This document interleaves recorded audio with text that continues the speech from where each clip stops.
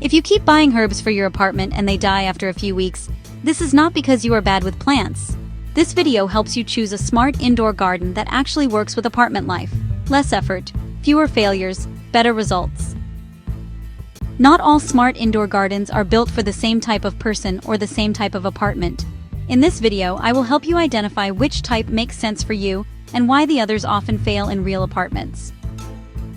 If your main goal is fresh herbs like basil, mint, or parsley, compact countertop smart gardens are usually the smartest place to start. They're small, efficient, and easy to fit into an apartment kitchen. Anything larger than this is usually wasted space if you're only growing herbs. If you want plants that quietly grow in the background, set and forget smart gardens handle light, watering, and timing for you. They work well if you travel, forget to water, or simply want steady growth without daily involvement. For many apartment growers, this is the point where plants finally stop failing. If you enjoy technology and want to actively manage how your plants grow, premium smart gardens give you more control over settings and plant behavior. They can grow more and look impressive, but they also require more attention and involvement. Here, you are choosing control over simplicity, and that works well for some people but not for everyone.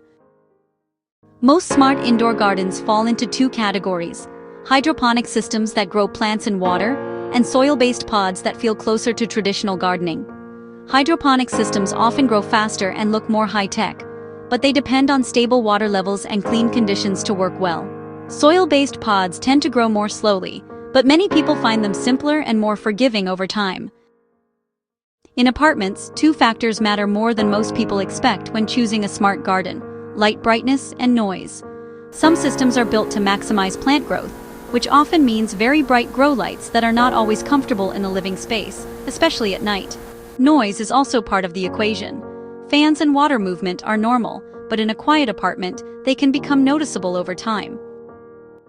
If you want the full comparison and updated recommendations, visit smallspacesprouts.com.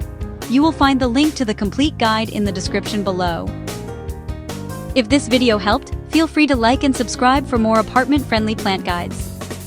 I will see you in the next video. Happy gardening!